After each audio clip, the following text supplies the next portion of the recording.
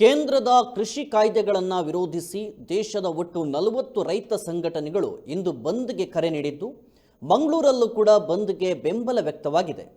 ಮಂಗಳೂರಿನ ನಂತೂರು ಜಂಕ್ಷನ್ನಲ್ಲಿ ರಾಷ್ಟ್ರೀಯ ಹೆದ್ದಾರಿಯನ್ನು ತಡೆದು ಪ್ರತಿಭಟನೆಯನ್ನ ಮಾಡಲಾಯಿತು.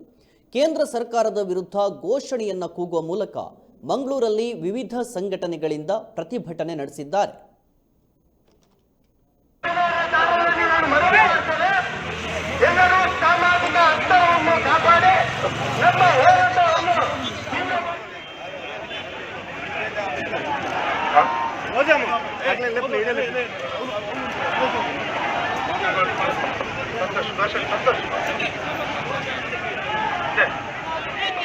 ನಡೆಸುತ್ತಿರುವ ರೈತರ ಹೋರಾಟ ಯಶಸ್ವಿಯಾಗಲಿ ಯಶಸ್ವಿಯಾಗಲಿ ಯಶಸ್ವಿಯಾಗಲಿ ಯಶಸ್ವಿಯಾಗಲಿ ರೈತರ ಹೋರಾಟ ಯಶಸ್ವಿಯಾಗಲಿ.